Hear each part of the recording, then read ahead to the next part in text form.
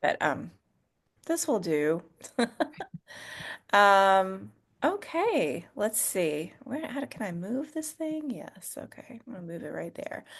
I don't know. Do you see the captions? No, I do not. Okay, well that's good. I'm gonna That means say that like, do they're I have not to? like they're on my screen and Okay. they were like on my face for a second. So I was like, is this showing up for everybody this way? But I guess not. You never know. Um, well, Sheree, it's such a pleasure to speak with you today in advance of your visit to Nashville. We are so excited to Me have too. you visit us and do a bunch of things in a short amount of time. So thank you for being up for that. It's And gonna be a blast. yeah, yeah. And before we kind of dig into just some conversation, I'm gonna read your bio. Just for folks who maybe aren't as familiar with who you are. Okay. Does that sound okay? Yeah, sure. Okay, cool. So yeah, so we are here today with Sheree L. Greer, who is a writer, teacher, and arts administrator living in Tampa, Florida. She's the author of two novels, Let the Lover Be from Bold Stroke Books in 2014 and A Return to Arms from Bold Stroke Books in 2016. Her work has been published online and in print at the Bellevue Literary Review, Obsidian Literature and Arts in the African Diaspora, Borough Press Review, Les Talk Anthology, Very Smart Brothers, Autostraddle, the Windy City Times, Literary Journal, Current, and Anthology for Jackson, Mississippi, Windy City Queer Anthology, Dispatches from the Third Coast, and others.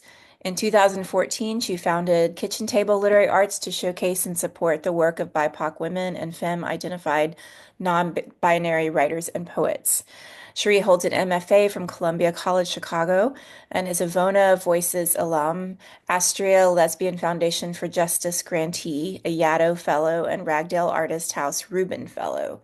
Her essay Bars, published in Fourth Genre magazine, was nominated for a Pushcart Prize and notably named in Best American Essays 2019. And her essay None of This Is Bullshit was published at the Rumpus and featured in Memoir Mondays. Her latest Pushcart Prize nominated work, If You Scared, Say You Scared, was published in Bellevue Literary Review. A frequent collaborator with the Second Story Theater Collective, Sheree teaches for several literary arts centers and organizations, including Story Studio Chicago, where she serves as core faculty in memoir and was voted Instructor of the Year for 2023, and of course, the Porch here in Nashville. Um, she is also a founding member of the Southern Arts Collective, the Rubber Bands, and curates an annual arts exhibition at the intersection of visual performing and literary art. Um, That's the long one. that's the Wow. long one. Yeah, that's all the good stuff. There's probably more. That's yeah, that was a long one. Yeah. Yeah, it's always fun to listen to one's bio. Well, we're so excited to have you here later this month, and Cherie, we got to know you back in 2020 when things were crazy and we were online only, Yeah. but online for the first time, and so we always like to say that, that time was rough and challenging, but it was a silver lining for the porch because it pushed us into the online territory that we had been kind of looking at from out of the side of our eyes for a while. So, I'd love for you to just kind of tell us a little bit about, I don't know, like your teaching life, to this day. That's probably a lot, but I know, Yeah. you kind of came through Chicago from Milwaukee, like Mm-hmm. Mm-hmm. Wisconsin native, and then Yep. found your way south. So tell us a little bit about your peripatetic uh, life in college or in teaching life. Yeah. So it was really interesting in 2020 because 2020 marked 10 years as full-time faculty at a state college down here in Florida. And with the shutdown and everything, it was the first time in 10 years that I didn't have to drive, the 50 minutes to St. Pete. I live in Tampa, so it's like it can be an hour and a half, but Yeah. usually it's around an hour. So I didn't realize just how much that commute was like weighing on me till the commute was no longer there. And so I was teaching online, writers who do end up primarily in state college system or community college system. You're teaching a lot of comp one, comp two, and so I was feeling particularly burnt out. And I thought that I hated teaching. Like I thought that I was like, well, this was a good run, especially for a career that I didn't even anticipate. I have a business degree. I was an IT consultant for years before going to get my MFA. So I never saw teaching as the career that I would have. And so in thinking about my time at the state college, and I just really thought, like, I was like, maybe this chapter is, oh, maybe I'm done because I'm just like not feeling it.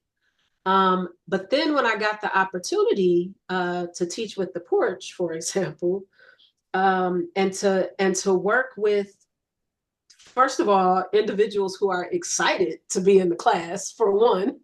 That's a big transition from, teaching comp one and comp two, where folks are there like, what's my grade? Because I'm trying to I'm trying to get this AA or AS degree, right? So Right.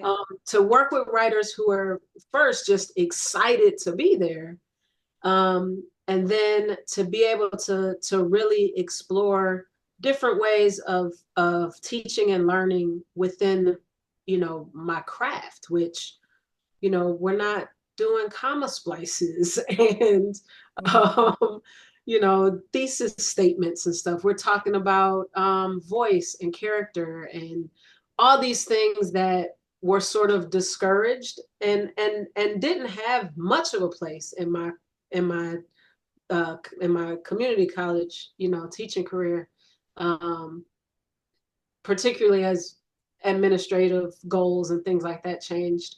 But that really opened my eyes to say, you know what, Sheree, you're not burnt out from teaching. You're ready to evolve in a way. Mm. Um, because it turns out I love teaching, and I have such a good time working with writers. And so what it did for me was open up a new way of me thinking about my goals and my talent and my fulfillment as an educator or being a teacher. And it was like I had never thought that the kind of teaching I'm doing now, I didn't know that that was going to be part of my story and a part of my road. And it's just been fantastic, teaching memoir and fiction and submissions and like all these things that get me really excited, which I only had in small degrees with Kitchen Table, because even my capacity for doing workshops and things through Kitchen Table was truncated because of the full-time job. Right. Right. What's going on with Kitchen Table these days? Oh no. We just wrapped. So in November we called November Writing Over Everything month. And so we did like writing workshops and Zoom writing meetups. We did draft exchange days, like workshopping days through the whole month. And that was funded by the Arts Council here in Tampa. And so it's been really exciting to start like, um, I mean, we just turned 10, and which was hard to believe. I'm like, man, it's been 10 years. Yeah. But it's been so much fun just seeing the evolution of the organization and seeing us really kind of double down on what we're here to do, which is to help Black writers and poets and writers of color to think about their writing career and their writing goals, Mhm, and to mhm, get not just like the craft elements, but also some of those elements of, applying for arts funding, for being a good literary citizen, supporting other writers, things like that. So mhm. it's been a lot of fun. It's been a lot of fun. Yeah. It's, over that span of time, you really start to see, I don't know, patterns emerging. And, Mm-hmm. of course, there's people that you get 5 or 6 or 8 years in, and you're like, wow, I've known you this whole time and I know you because Yes. of this thing we're doing together. Yeah. That's so That's inspiring. and that's what's so awesome about coming there at the end of this month because I look back at 2020 like you said this silver lining and then I go holy smokes, I've been teaching with the Porch for 4 years. Almost half a It's amazing. decade. It's Right. amazing. And your life has changed, of course, a lot during that time. I mean, lots of, some moves Yeah. and lots of publications. And I know you just spent, how long were you at Virginia College Center for the Creative Arts, VCC? Yeah, Yeah. I was at VCCA for just a smidgen over 2 weeks. Okay. I didn't That's a want to good be amount of time. gone too long with the pregnant wife at home, but also like being very cognizant. Like I'm probably not going to be able to do residencies for probably like a year, so let me go and make the most of it. And I also needed it as kind of a kick in the butt because I've been you mentioned the publications, like several of the essays from my memoir collection have been published. And I think that trying to focus on like getting the one-off essays published was Mm. also, I hate to admit it, but it was also like a stalling technique where it Hmm. was like, if I'm focusing on this one and then I want to get it placed somewhere, it's like, let's finish the book. So Oh, that is um, so, it's I like know what I you're talking think like about. maybe 4 or 5 of them have been published. And it's like, there's only like, I think 9 total. So just finish up, stop, quit worrying about submitting and all of that. Finish the book and then submit that. How about that? Amen. Yeah. It's so hard to know sometimes in the writing life, like if the thing you're doing and putting your energy into Yeah. is the thing that you really should be putting your energy into. And like sometimes but it is valid. Like sending work for publications, a very valid thing to do. But yeah, once you kind of tap in and realize maybe I'm doing this to an extent that it's That's hindering my that's what forward it felt like. That's what progress. it felt like. It's like, okay, you're okay, just finish. How about we finish Yeah. the book now, Sheree? So So are you finished with, and is this the memoir that is, or are there two projects? Like no, this is the the one. memoir and essays. Okay. Yes, yes, yes. And So, what's the working title of that?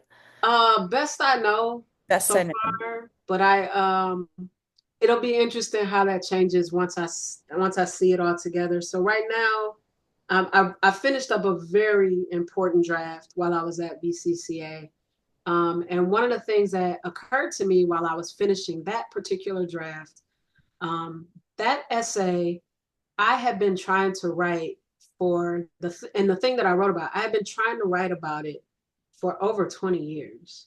And it has lived as like a short story that was just terrible. And then it lived as a couple other essay starts that were just terrible. And so while I was in my writing studio at VCCA, I was like, you couldn't write about this then. And so I was just thinking about how all these things had to happen for me to be able to get the draft that I got right now, which is, the reconciliation of me and my father's relationship, the personal reckoning with um, my own struggles with alcohol use disorder. Just like all these things had to happen to get this draft.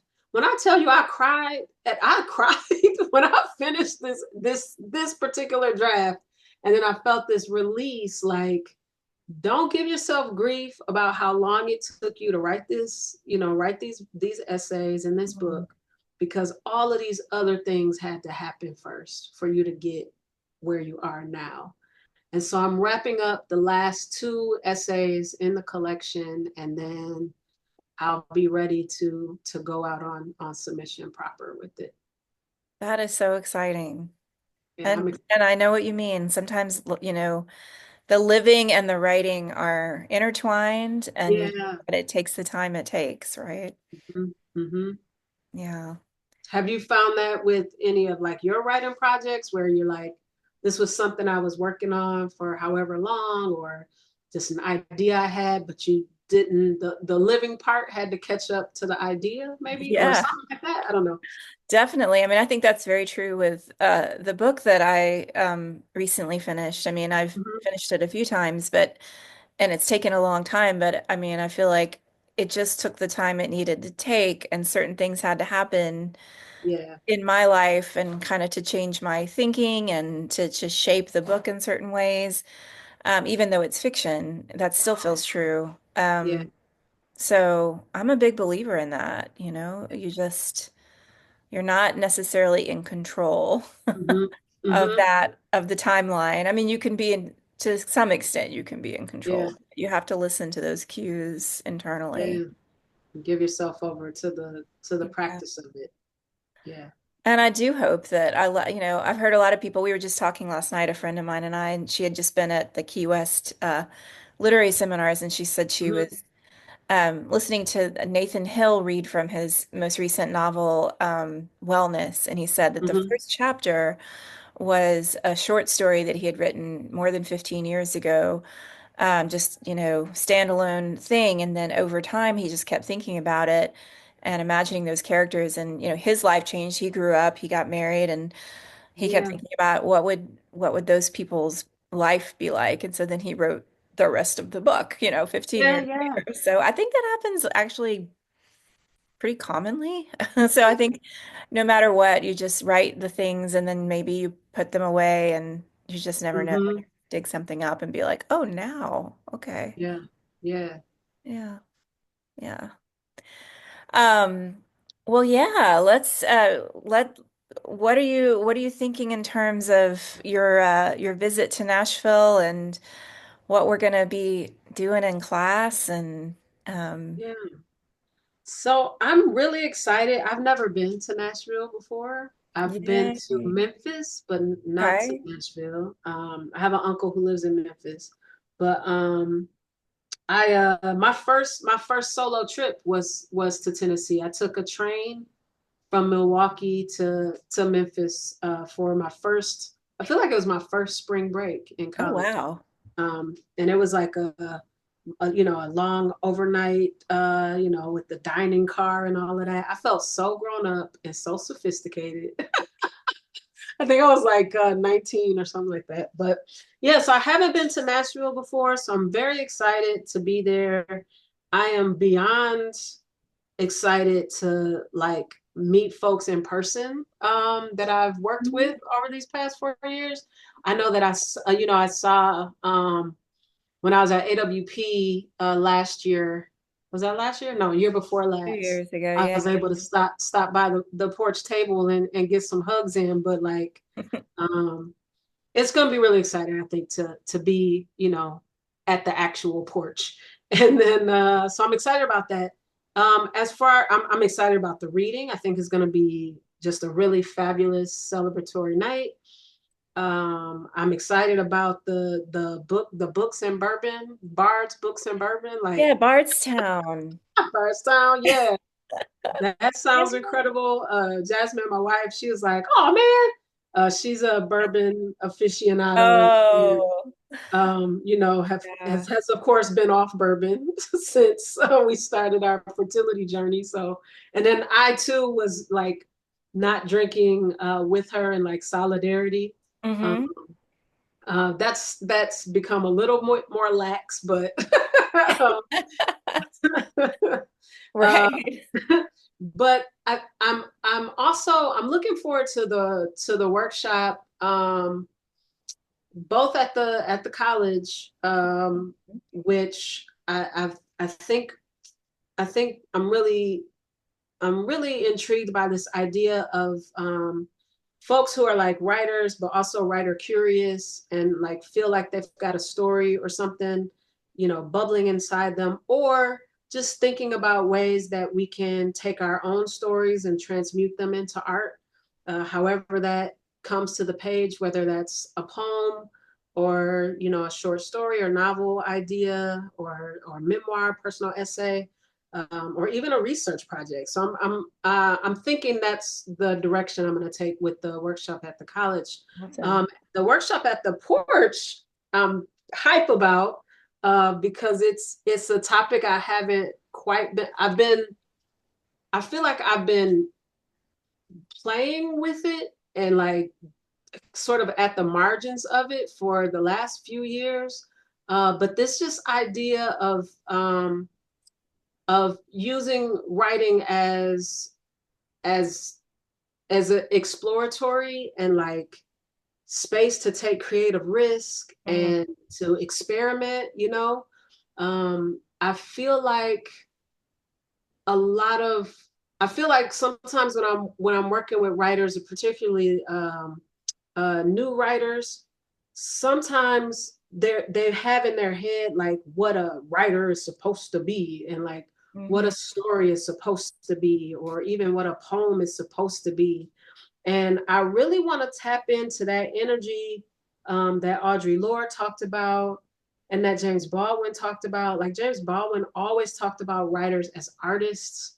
Um, Audre Lorde talked so much about, not always knowing what the through line is or what that revelation is until you start, getting on the page and trying some things Mhm. out and not being afraid to see what happens, instead of feeling like you always got to have a plan or, this non-existent blueprint that I think a lot of folks think there is to writing a book or a Right. story. Right. And it's like, what if we, rather than getting frustrated and which I think starts seeding those ideas of self-doubt, because we're not sure what's happening or I don't know what I'm doing like that. I Yeah. don't even know what I'm doing.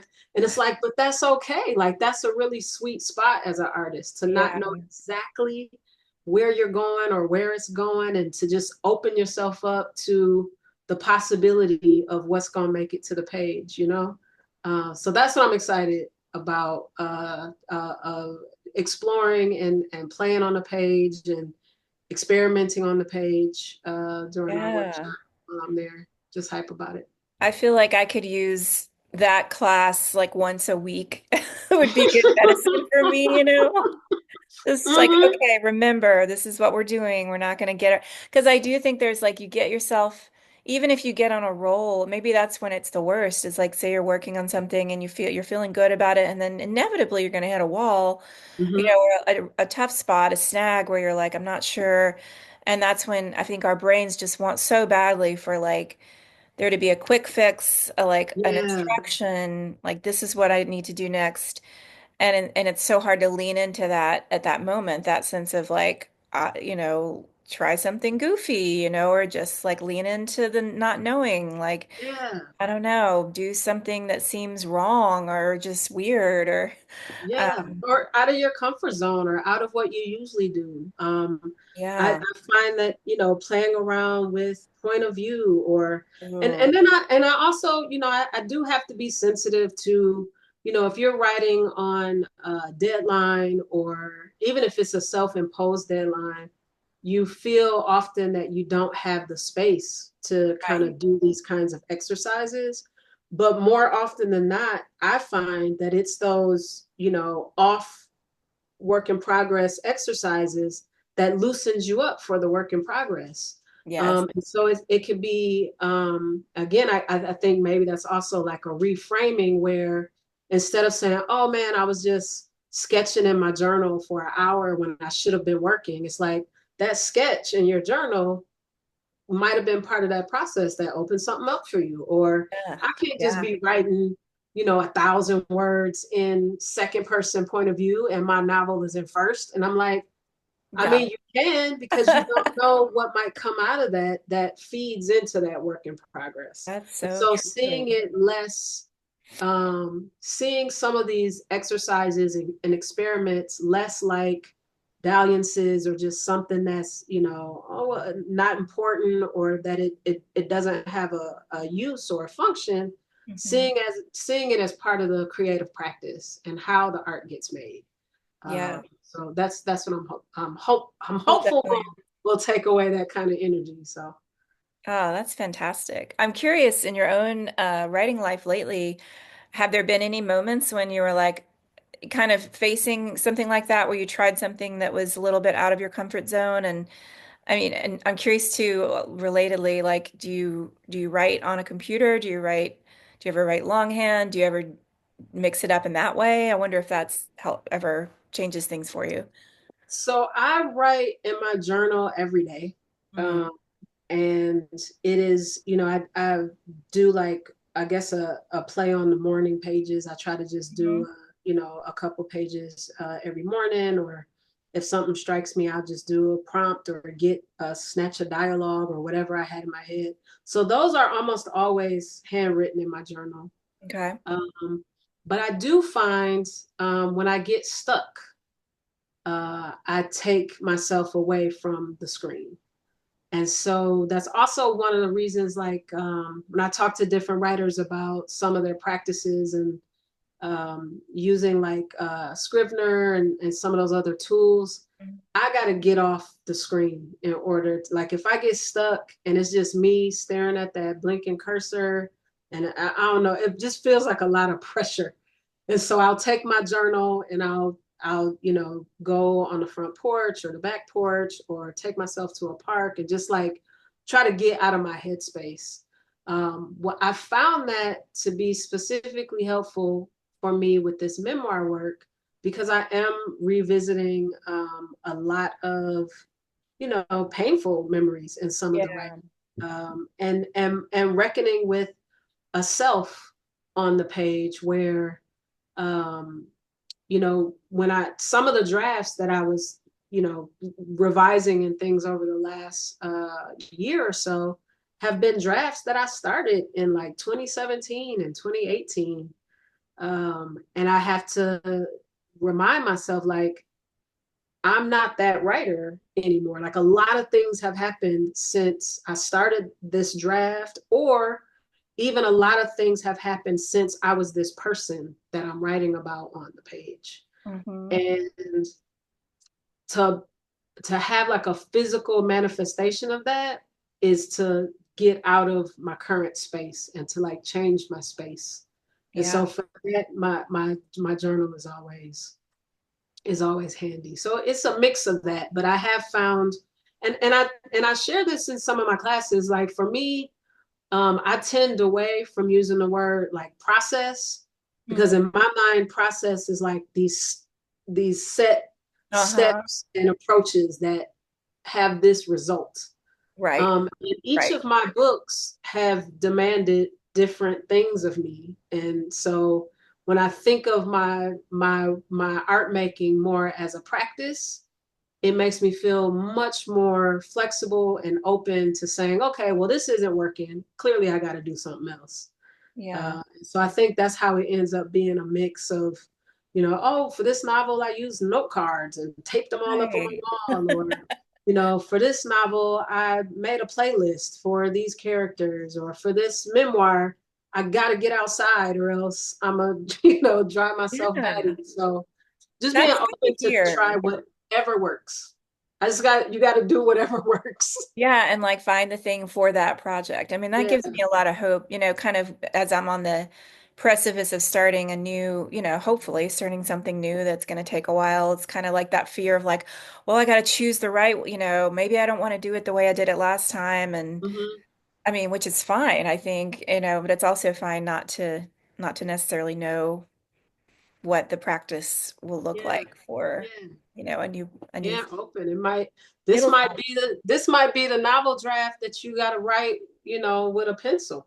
yeah. The scenes, and you're like, I haven't written with a pencil in, I however need long. to work But work on my hand strength for sure. I mean, I don't know if I just feel like we don't have the strength in our digits that we used to oh when no, when yeah, everything was more by hand. So it's hard to do. I mean, at yeah. least for me it is. When I compare and contrast my journals from 20 years ago to my journals now, that handwriting, let me tell you, like, Yeah. it's done some, and it's related to that. I remember when I was in grad school, we had this writer come. I can't think of his name, but he was a yoga instructor too, and Hmm.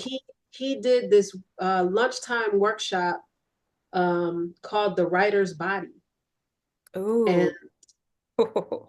it was the first time that I thought about um, like the physical health of writers in the same way that like when people talk about, oh, you're a dancer, your toes are going to be screwed and your knees are gonna, you know what I'm saying? Um, Yeah. where it's like as a writer, we do all this sitting, the screens, the handwriting, the typing. And so it's like, well, what are some things we need to do to make sure we're keeping ourselves as fit as possible for the work ahead. And I hadn't thought about it that way when I moved out to Polk County. And so I'm back home in Tampa now. And then also, I underestimated how much physical activity I got working at the college. My office Oh, was on the second floor. yeah. You got to walk from your car to your parking, from your car to the building, cross campus. You're walking around the classroom. You're squatting down and helping students with thesis statements, all these things, right? Yeah. To suddenly now I work from home, and so I'm sit. This is my office. I'm in here for the day. I did even like the drive. Like I didn't think about how the sitting affects the 40 plus year old body. My quads were like shrinking or something. I went to a physical therapist. They're like, yeah, your quads are shrinking. And I was like, wait, what? So yeah. So all that to say, the stretching, the walking, the taking, breaks from all the sitting is All it's been so an important. education. It's Yeah. been an education. The arm, you do your hand and arm Yes. stretches I'm and always like doing this. yeah. Go yoga. I'm always like, that's one of the main things I want to like, I just always want to stretch my wrists. Yeah, same. Roll Wow. roll your shoulders. We should make a writer's body like fitness tape, like all the different Yeah. stretches and things we can do from our chair. I mean, I love that that guy, that teacher had that idea because it's just genius. I mean, we really, and I think we know that's in recent years, there's been more talk about how sitting Yeah. is so bad for your body, I mean, Hmm. it's um gosh, writers have it pretty bad. You have to really like kind Taxing. of, be your own coach and just be like, no, I have to get up now. And it's so hard to sometimes when you get in the zone, you don't want to get up. Yeah. And Or just some stretching or something. yeah. Something. Yeah. Um, well, anything like when you come to Nashville, are there any places that since you've never been to Nashville before, are there like, I don't know, is there anything you're looking forward to seeing or eating or, um, I don't know. I was told that there's some weird Nashville. Like hmm, I want to see weird Nashville. Like I want okay. to I want to see weird Nashville. I want to see off the tourists road Nashville. I Yeah, want to, off Lower you know, Broadway. yeah. I want to check it out. Like what? So when folks come in to Nashville, what's some places that like you absolutely have to take folks to? Or Yeah. yeah. That's a great question. I mean, I think there are definitely some pl like places to eat that are neighborhood based and like really that I'm very fond of. That a lot of them are like close to where I live because that's the where I Yeah. spend all my time. Yeah. Doesn't mean that they're better than any other part of the city. That's just what I know. But I love our parks. We Yeah. have some incredible parks with some like easy hikes and great wildlife viewing. Radnor Lake is just wonderful for bird watching, and um, Shelby Bottoms, which is near where I live, also really good for bird watching, but just like kind of like a really leisurely greenway stroll. My daughter and I love to go out there, and there's in the warmer months, not so much now, but like there are times of year when there's so many deer there, and they're so tame that it's not uncommon to like be about 5 feet from like a multi-point buck, and just like Wow. hanging out. I don't Yeah. know. It's just, I'd be into, yeah, I'm into that. I'm into that. yeah. I had my last camping trip of the Florida season in December. I was gonna try to sneak another camping trip in March, but I don't I think. didn't know you were a big camper. Yeah, I love camping. It was part of my it was part of my homework from therapy one session, Oh, which was love to that. think about some of my happiest childhood memories. And one of the memories that stood out was a family camping trip we took. I think I must have been like 11, 10 or 11. And yeah, that was the only time we went. Um, our Mhm. family, began to fracture shortly after that trip. And so my therapist was like, have you been camping since? And I was like, I have not. She's like, see if take yourself camping and see if you like it. And I did, and I was like, oh snaps! It's like now when I start feeling away, I'd be like, I need to go camping. Clearly, Yeah, you're like, clearly okay, that's this is the what I problem need. is I need to go camping. Does Jasmine like it? No. Oh no. Well, Darn. I took her glamping. So we went to a cabin. This was our little baby moon thing before she started our third trimester. And so it was like one of those little tiny cabins Hmm.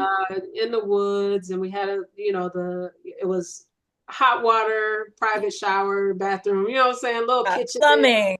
She's like, yeah, she's like, this I can do. And I was like, okay. So she's down for cabin camp life, but Yeah, not so much for tents and sleeping on the ground kind of yeah, thing. she's not It's with it. She's not with it. I was like, I could bring you an air mattress. She's like, nope, still not interested. Nope, nope, nope. Where's the bathroom? I'm like, well, if you go through those bushes, nope, nope, nope, nope, nope. a cabin is definitely a good compromise, Yeah, though, 'cause you're still yes, out in it in a yeah, way. So, yeah. well, Big I love adventure. camping too. It's nice to hear that you're a camping fan. But I've never camped in Florida, and I guess that was my last question. Is like living in Florida. I mean, you grew up in the Midwest, lived in Chicago. I mean, you've been in Florida a long time, so now you're like, you know it well. Yeah, it's like what's camping like there, and I know you love the outdoors. Man, I don't know if you're still running, but yep. So how does that environment, that geography, and that like how does it is it finding its way into your writing in various ways, or how are you Yes. interacting with it emotionally and Yeah. Well, intellectually? yes and no. I think I just did a poem for Florida Humanities. It's called Expectations. And what it invited me to think about is how I found Florida when my family used to come here. Like we used to come in the summer before school started back in Wisconsin. And we'd come stay a week in Fort Myers Beach. And coming from Wisconsin, like, where Milwaukee is right on Lake Michigan. So it wasn't that I wasn't used to seeing, a great expanse of water and being at the beach, but seeing the palm trees and seeing so much water, crossing the bridge to Fort Myers Beach. And I remember just feeling so magical. And Mm. then you move here and you're not at the beach every day. You're not, you know what I'm saying? You are, Mhm. you're going to the grocery store. You're sitting, when I first moved here, I was still a IT consultant. You're sitting in a cubicle, babe. Like, this ain't, You're in your office, yeah, yeah. yeah. And then you get to know the politics of the place. And when you're vacationing, maybe that's not always top of mind. But yeah, so then you get to know Florida less like the images on postcards and more like an actual place where people work and live. And so I enjoyed exploring that for that poem. And then another essay that I wrote is kind of it's a experimental hybrid form essay. It's a hermit crab essay, Cool. and it was published in Borough Review Press. And that essay had me thinking again about just the unexpected ways that Florida shows up once you live here. So the houses, I mean, when I first moved here, Florida was decidedly purple. It's, full on red now. So, Mm. um, and in all these really visible ways. Mm. And so I've been writing about that a little in my journal. It hasn't made, like, other than that poem and the field notes essay, I haven't written very much about being in Florida. My second novel, Return to Arms, is set in St. Pete, Florida, which again ties it to, a larger conversation about politics and state sanctioned violence and um, this oppressive administration. Like, um, yeah, those are some of the realities that come to mind living here. Mhm. Um, and so camping has been a way for me to think through the politics here are terrible. I'm thankful to have a really lovely community that keeps me inspired and engaged. Really amazing, talented artists here: Gloria Munoz, Tyler Gillespie, Jenny Bohar, like all these really great people that help sustain me here. So going camping helps me connect with the nature of Florida, which is really beautiful, and to Mhm. say, okay, I'm gonna sit here, and once the sun goes down, I'm gonna light this fire, and I'm gonna stay up and wait for the owls, and I'm gonna listen to the owls tonight. So just a way to remind myself that home is always going to be a complicated place. And Right. so Yeah. calling Florida home, trying to find ways to engage with it on all levels and not just walk around enraged by whatever terrible thing the governor's going to do next, So just trying to find that balance. That's what it's been like living here. It's wisdom for us all, for sure, no matter where you are. Home is fraught. Yeah. Well, Cherie, it's been such a pleasure. Thank you for taking the time to chat this Thank afternoon. you. We can't wait to have you in Nashville. I hope the weather plays What's nice. the weather been like? Give me the skinny, Susannah. Well, What's been going on? so I say that because last Friday we were supposed to have Jamie Attenberg here and it snowed and we had to move that to not to Friday the 24th or Okay. right. So and it was very touch and go all week because they kept saying, "Oh, it's going to snow," but you just never know, Mhm. Like Okay. so when we get when you get over an inch or two of snow in Nashville, life pauses for a minute. Oh, word? Okay. Kind of nice, but it's Yeah, also like it really interferes with if you have something yeah, planned, it's gonna yeah. get canceled. So anyway, I'm just hoping that doesn't happen on January Okay. 1st. Okay. I'll have my Yeah. layers and I'll be ready to rock and roll. Yeah, be ready for cold though, but I will. I'm gonna stop recording Okay. and